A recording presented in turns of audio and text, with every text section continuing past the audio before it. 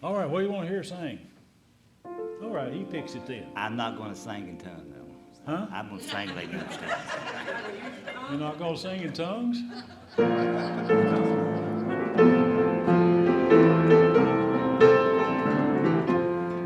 That's Jack Harvey on the guitar. As the world looks upon me, as I struggle alone, they say I have nothing, but they are so wrong. In my heart, I'm rejoicing, how I wish they could see. Thank you, Lord, for your blessings on me. There's a roof up above me, I've a good place to sleep. There's food on my table and shoes on my feet. You gave me your love, Lord, and a fine family. And I thank you, Lord, for your blessings on me.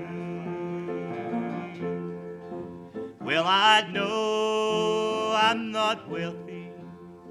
These clothes, they're not new. And I don't have much money. Oh Lord, I have you.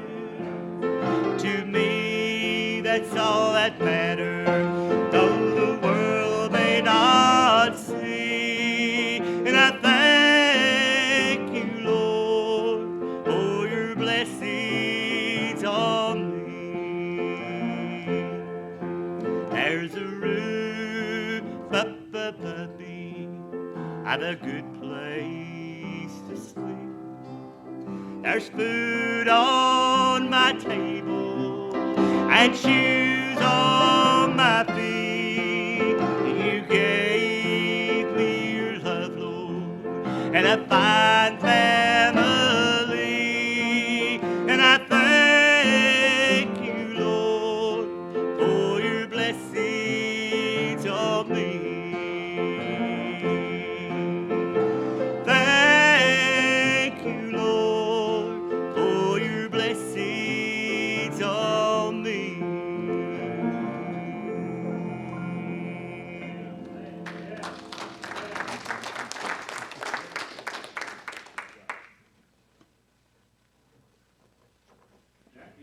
Now, we're going to look at, we're going to get on the ship tonight. All right.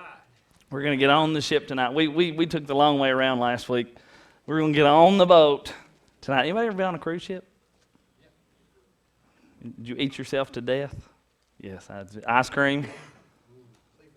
Seafood? No ice cream? Oh. You have 4 or 5 ice creams a day. A meal, I guess. I don't know. Paul was not eating ice cream, I can assure you that.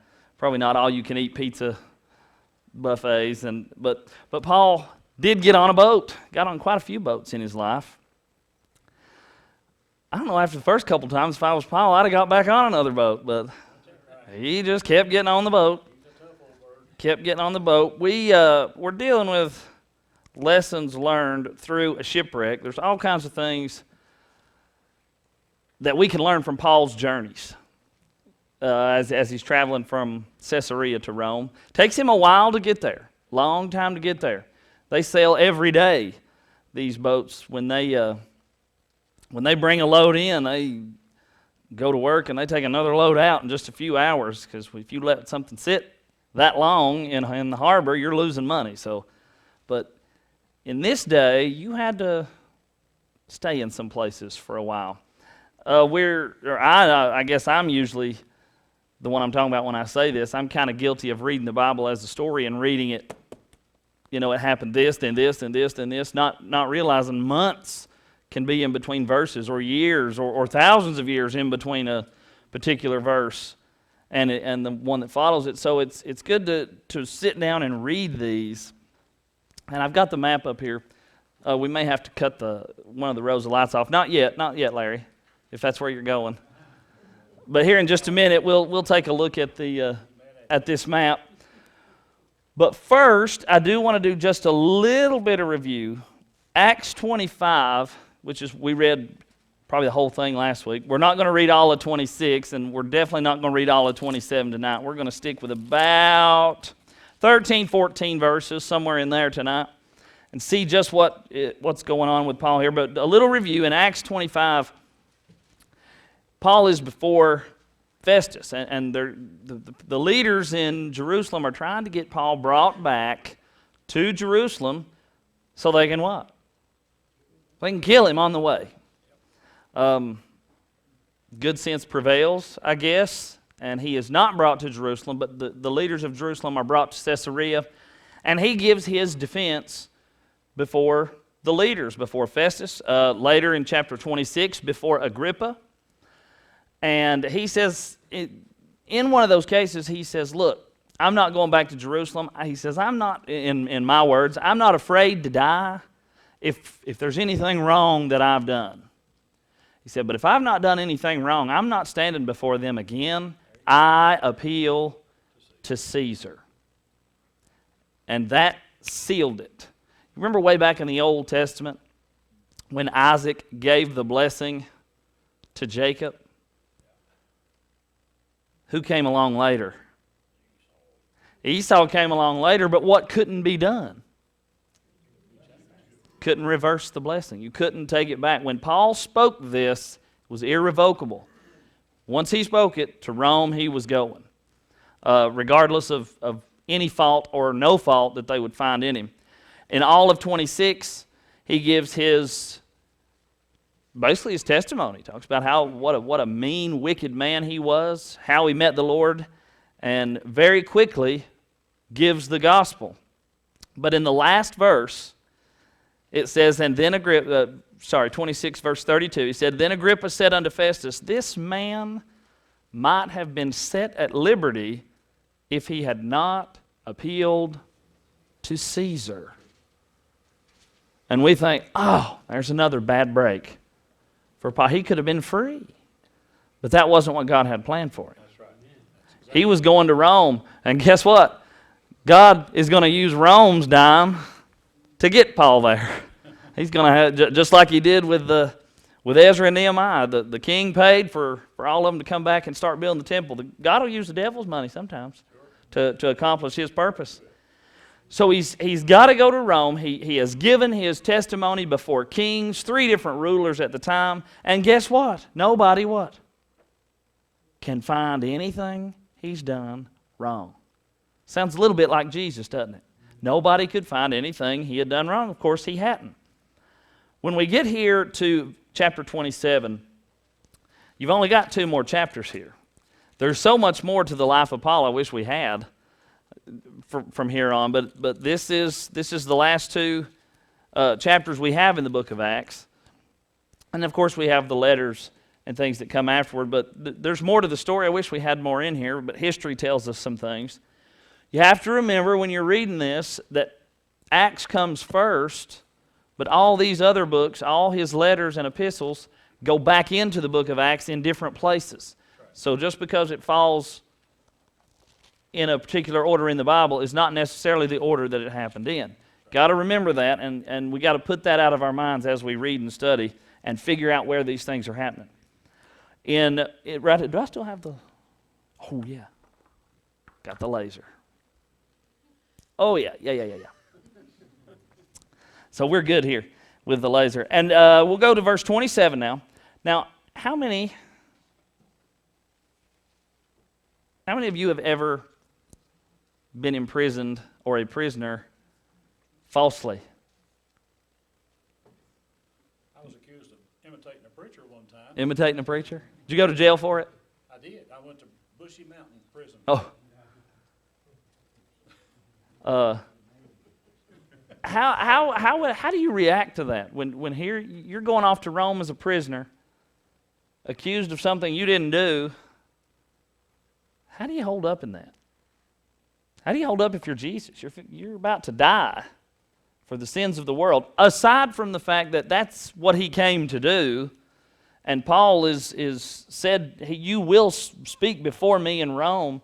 But do you think there was ever any humanity in there that said, man, is there any other way? I believe there was.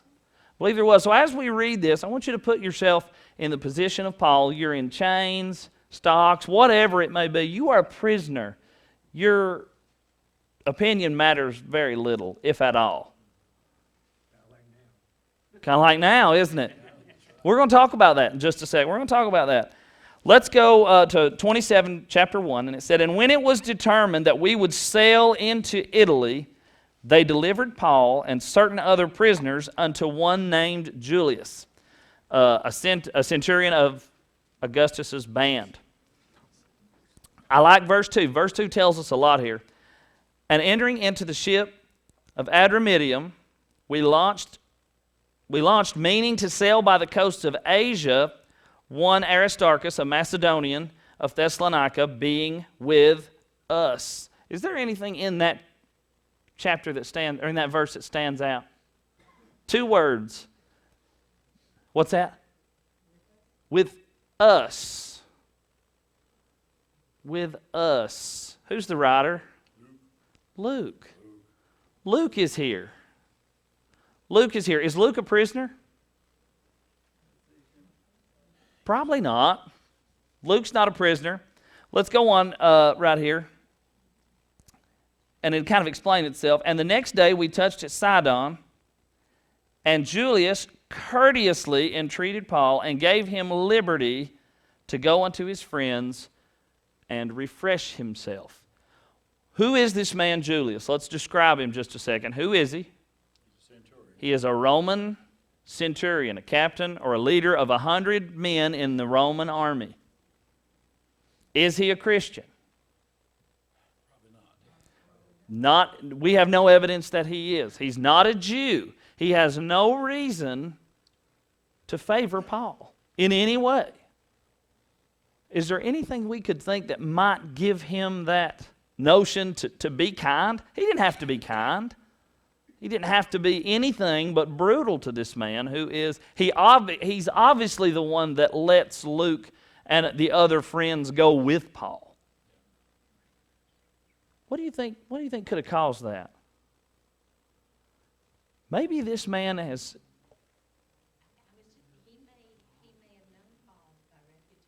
May have known Paul by reputation. And that reputation was obviously one of good standing. Maybe, along the same lines, maybe he's there. Maybe he sees during these trials. Right there, he sees what's going on with Paul right there. He sees it and finds what?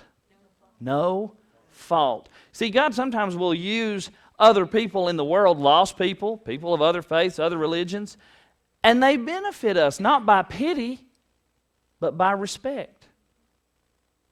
Have you ever stood alone and people probably think more of you than if you joined the crowd, even if they don't agree with you? That's one of the lessons I feel like I've learned in life, is if you're true to yourself, people respect that even if they don't agree with you. Even if they don't agree with you, that's when you begin to get people's attention. People will not care what you have to say, what we have to say, until they first know that we care about them, about their needs, spiritually, physically, whatever it may be. And we know how to navigate those waters. So he sets off here from Caesarea, and they move up here to Lebanon, to Sidon, and they sail here. Let's read what it says. Where are we at here? Verse 4. We just finished verse 3. Verse 4. And when we had launched from there, we sailed under Cyprus because the winds were contrary. See, that's another thing. These boats didn't have motors. Sailors very few times went where they willed. They went where they went. And we're going to find out why at this particular time they went where they went. You can get deep into this stuff and figure out what we know what kind of boats they were on. The trade routes that some of these boats were taking, the design of the ship, how many sails, how many rudders, all this. We know this, and we can tell how the winds would have carried that ship. or how that ship would have fared in certain storms. But this one just went with it up and around Cyprus to Myra and Cnidus. I spent a lot of time making sure I had these, trying to pronounce these words right, because some of them are pretty tricky. Verse 4, and when we had launched from there, we sailed under Cyprus because the winds were contrary. The design was to go on the leeward side. Now, depending on where you are in the world, the leeward side can be here on the west, or on the east, or on the west. The windward side is the side where the wind hits.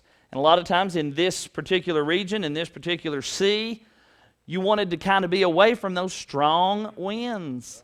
They wanted to sail leeward and be on the side where the calmer winds was. The windward side of the United States is on the west coast. It hits the wind there. All the moisture is sucked out of the clouds as it goes up the mountains. That's why you have desert, all on the leeward side of the mountain. Calmer, drier air. Not a lot of moisture to whip up a lot of storms, because as the warm air travels up, it condenses, cools, and falls as rain, and it's calmer and drier on the other side. So you wanted to be where you weren't going to run into storms. Verse 5, and when we had sailed over the sea of Cilicia and Pamphylia, we came to Myra, a city of Lycia. So this is not something, we're started here at Caesarea, here in Israel, to Sidon, up to Myra, and that took a while. It took a long time. This was not a 3 or 4 day cruise. This took a while. Now, going to Rome would be all the way up here. You wanted to go by sea. You could go from here and up this way. If you go by land, look how far you have to go. Cross up here. This is where modern-day Istanbul is. All the way up, all through Greece, over and down into Italy and to Rome. The most plausible way to go was by sea. Maybe not the safest way all the time, but the quickest and most efficient way to get there was by sea. And there the centurion found a ship of Alexandria sailing into Italy, and he put us therein. So they're trading boats. Alexandria is coming up from Africa and going up into Rome carrying grain. This is where they can tell what type of ship it was. There were trade routes from Alexandria to Rome carrying grain and other things. Well, this centurion, think about this. If you're the captain of this ship, if you're the one going to Rome, guess what? You're taking us, kind sir. We're going to load all these prisoners on there, and we're going to Rome with you. We're going to Rome with you.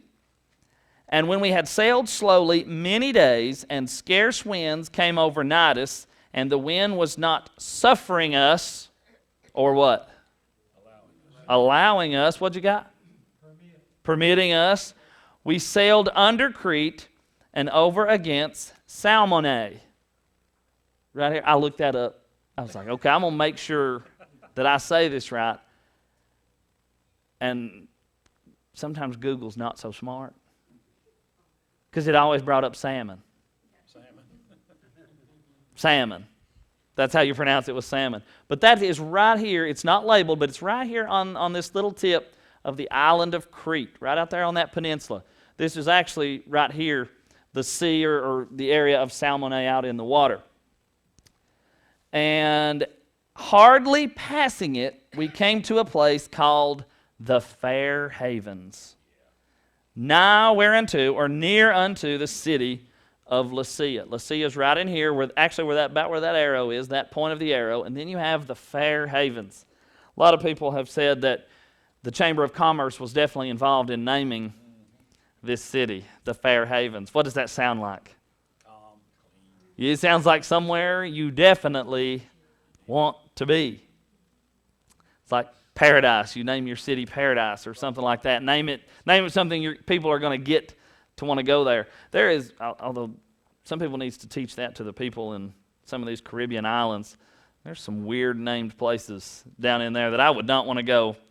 If you want to know where, just come see me after, and I'll tell you where not to go. But the city of Lasea. Now, when much time was spent, here we go again, another span of time, when much time was spent, and when sailing was now dangerous, because the fast was now already past, Paul admonishes them. Anybody got another word for admonish? Advised, warned, advised against. He said, listen, sirs, I perceive that this voyage will be with hurt and much damage. Not only to the lading of the ship, but also of our lives. Not only to the cargo that we're carrying. We've got people, we've got grain, we've got lots of things on here of value. We're going to lose them. The ship, the crew, and our lives. Nevertheless, the centurion believed the master and the owner of the ship more than those things which were spoken by Paul. How? Who's Paul in this? You've got a prisoner here telling us how to sail and when to sail. Let's go back to verse number 9. This is when we can kind of tell the time of year, what's going on. He says, when much time was spent and when sailing was now dangerous. Now dangerous. Anybody ever been on a cruise in October? I've been on a cruise in October. What do you do the 2 weeks before? Pray for what? No hurricanes.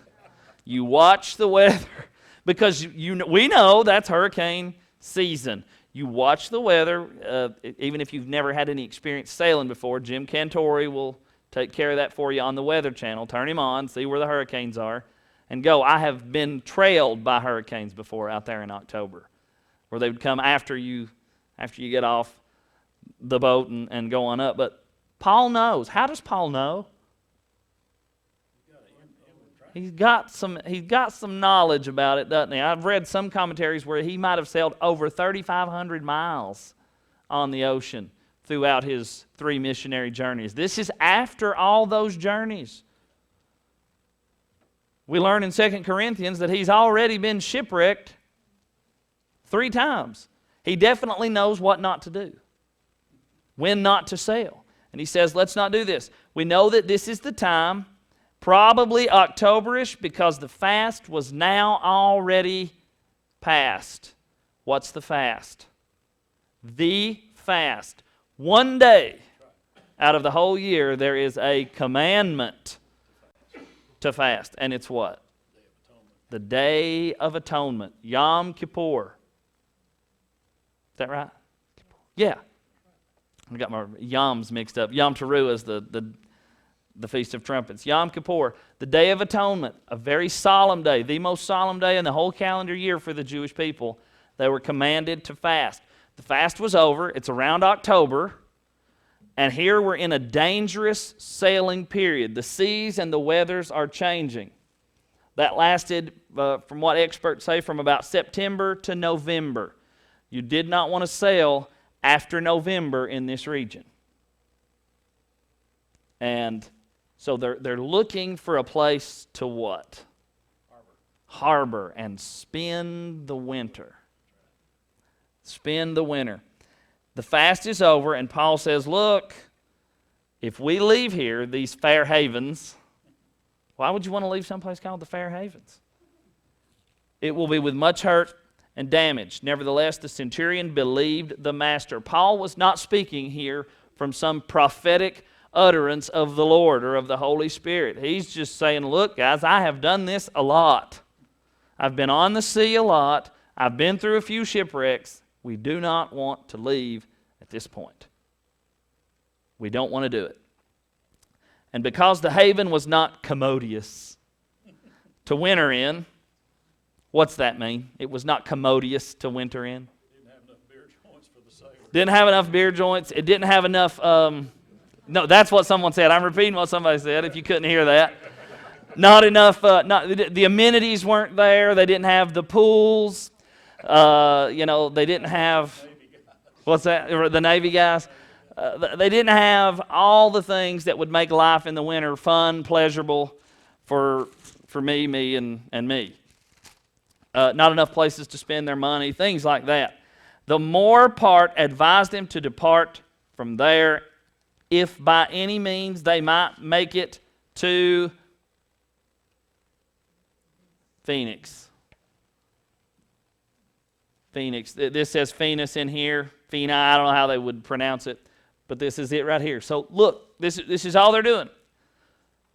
From Fair Havens to Phoenix, it's about 40 miles from here, close to Knoxville. 40 miles to sail. We can get there in no time, guys. Let's get out of where we are and let's get to a little bit bigger city. Let's get to a place where we can winter and have a good time, not be so bored. And Paul says, we better not. We better not. And there to winter, which is a haven of Crete and lies toward the southwest and northwest. The openings of the harbor face directions that were not so treacherous when the weather came in. Fair Haven was a different story. They also wanted to get out of there because of the way the direction the weather would come in the wintertime. It was not going to be fun for them.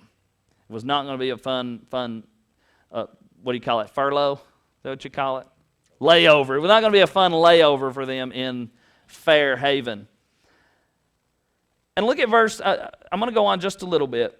And when the south wind blew softly, supposing that they had obtained their purpose, they loosed and they sailed close by Crete, but not long after there arose against it a tempest, a wind called Euroclydon. The translation there is east-northeast. It was basically a wind, a storm that came from the east-northeast direction and was not something nice. But notice, when they first took off, it says in verse 13, and when the south wind blew softly. When they first made it out, they thought, oh, we've made the right decision. It's nice, it's calm, it's going to be a good trip. Easy sailing. But not long after, that's when the bad things started happening. So let's take a look here. That's all I'm going to read straight from the Bible, but I want to talk about three things here, and they all do with something that we find in verse 12. You don't see it in the King James like it's probably written in other versions, but it says, and because the haven was not commodious to winter in, the more part. Got another word, anybody? The greater part, the majority. So what did they do? They just took a vote. They voted. Paul was ignored, not because he didn't have experience. He had experience, but he was ignored. The other people voted to move. Now we're getting ready to go into a shipwreck. You ever look at people when they're going through bad times and you think what they do? What kind of life they live? Oh, they did it in Job's day. They do it in our day too. They sit and look at you for 7 days and go, what have you done? Well, they don't say anything till after 7 days. Then they accuse you of something. You must have done something for you to be in this situation. You've probably done that too. Huh? We look at people. Now, is it not true sometimes? A lot of the times you hear of accidents and things on the news, and more details come out, and you see why certain things happen. A lot of times people are doing things they shouldn't have been doing. That doesn't take away from the tragedy. It doesn't take away from the love and care you extend to whoever's going through that hard time. But it's still because it's their own self-inflicted consequence. Do we see that a lot? But have you ever been drug into something that wasn't of your own making? Nothing you can do. These are the lessons you're going to learn from Paul in this chapter here. In these first 14 verses, you're always going to face a majority. And if you belong to Christ, you are always going to be in the minority. I don't feel this way at this church, but a lot of saved people are in the minority in their own congregations when it comes to standing truthfully to what God says. So Paul says we can't go. We don't need to go. Don't need to go. And they just take a simple vote, and boom. Paul is overruled immediately. Can you think of anywhere else in the Bible where the majority won out and was wrong? I'm thinking about the crucifixion, probably. Jesus was in the minority. And they sent him to a cross. And he did nothing wrong. Look at Caleb and Joshua. You look at it, and sometimes you read through that and you think, you know, the 10 spies went in, 12 went in, 2 came back and said, let's go, let's take it, let's do it. God said to do it, it's going to be okay, let's go. 10 said, nope, not going to do it. They voted. They said not to go. You'll wonder why Joshua and Caleb just didn't say, I'm going anyway. But because the majority said so, guess what they're drug into?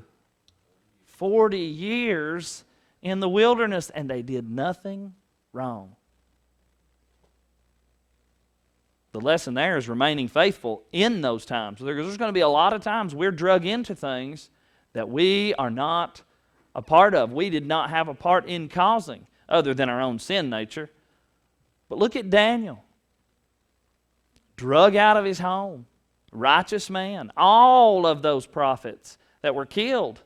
Daniel was drug off to Babylon. And he had no part in the things they were doing. He was not a Baal worshiper or worshiping idols, sacrificing children, doing those things. But yet he paid the price as well as everybody that was doing those things. See, God deals corporately a lot of the time. Look at our country. Look at the things that by no fault of our own we are drug into. And when judgment comes, it does not stop with the unrighteous only. We face the consequences too. Who else? Rahab was the only one in, and the majority was wrong. We got any more? You think of another one? An example where the majority was wrong.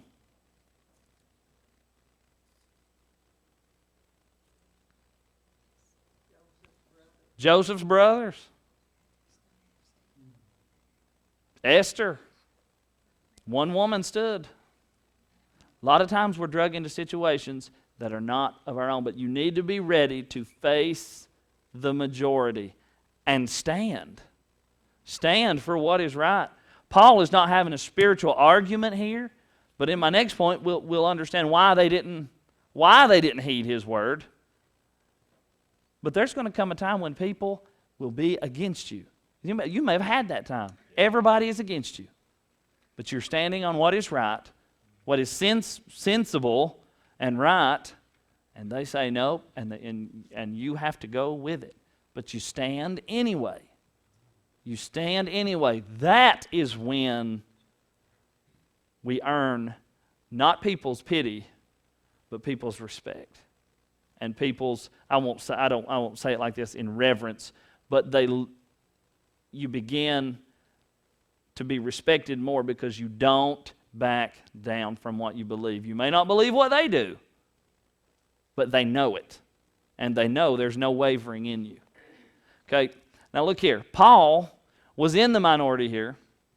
He said, this is point 2. He said, we don't need to go. But why didn't they listen to him? He's a prisoner, isn't he? It didn't matter the experience. It didn't matter how the knowledge that he had of all these seas and everywhere that he had been and gone. None of that mattered. It wasn't even considered.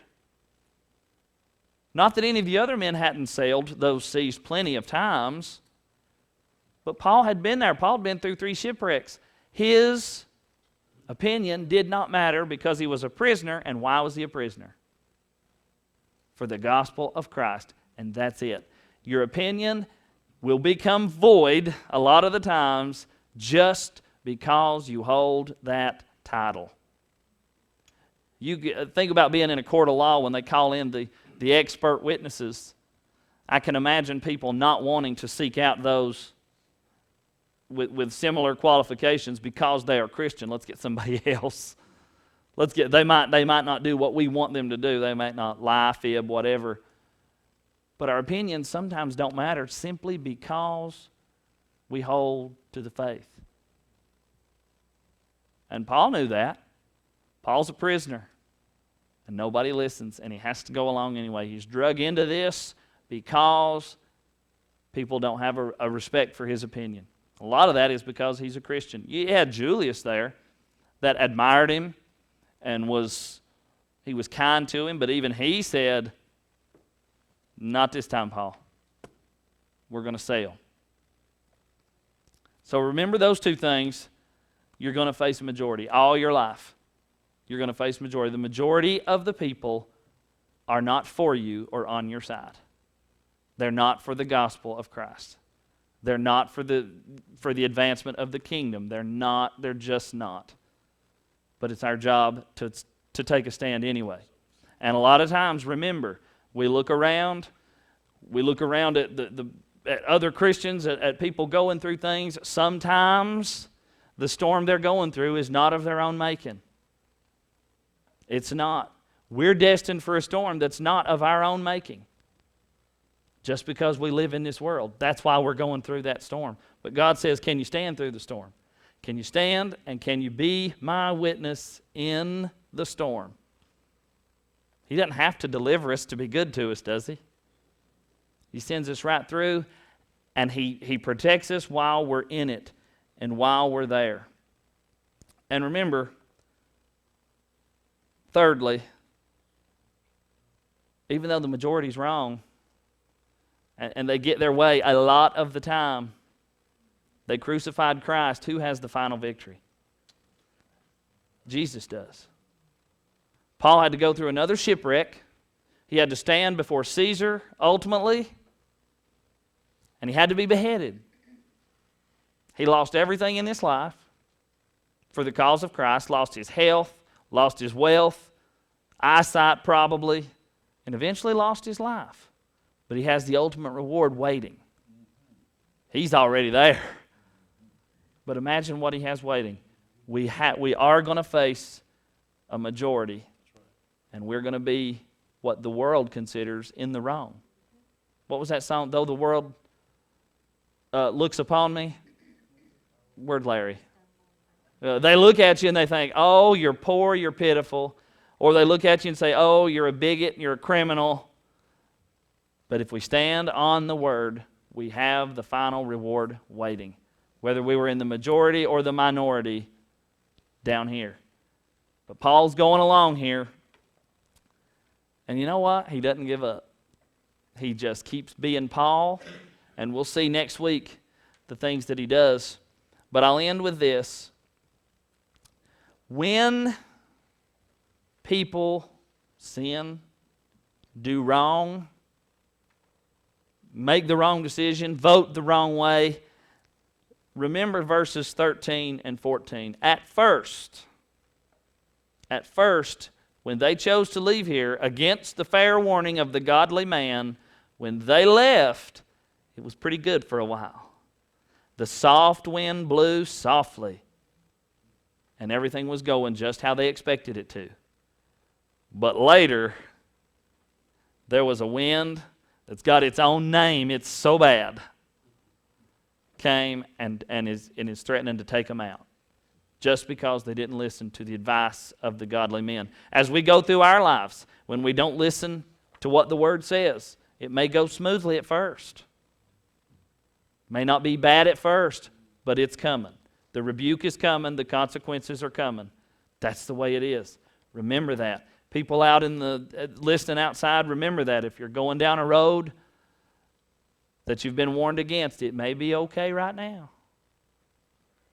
And it may be okay for a little bit.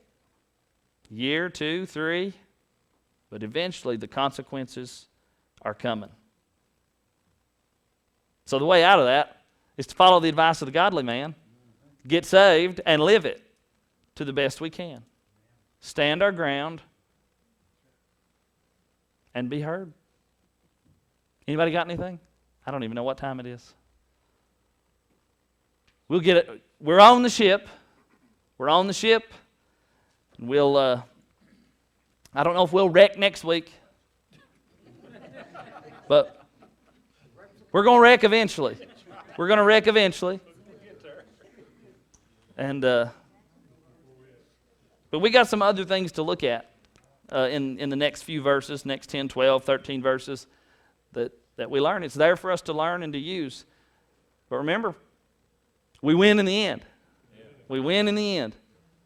Paul went through all this, and he was ultimately beheaded by the Caesar, but he wins. He wins. Anybody got anything?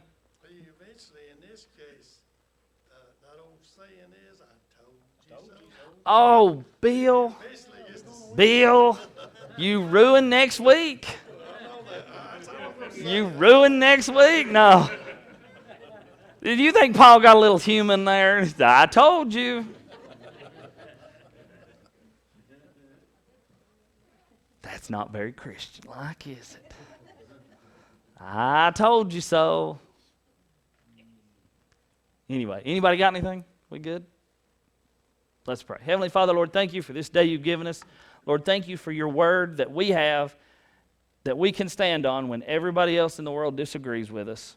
Lord, I pray that you give us, each person in here, boldness to stand when it is time to take a stand for you, to listen to your word, to warn people the storms that are coming, to where they don't crash on the shores of sin and ultimately burn. Lord, help us to be what we need to be. Help us to say what we need to say, do what we need to do to show people that we care so they will listen and so they can be saved. Help us to do that. Help us to get the word out no matter what. And Lord, when the shipwreck comes, help us to stand firm and help us to believe in you when it is there. And Lord, if it is your will that we go through that, through no consequence of our own, through no fault of our own, help us to stand and not to mess up during those times and just be who we are supposed to be in you. Lord, I pray that you be with us as we leave this place. Forgive us where we fail you each and every day and bring us back to the clean slate every morning when we wake up and we can say, hey, let's go do this again.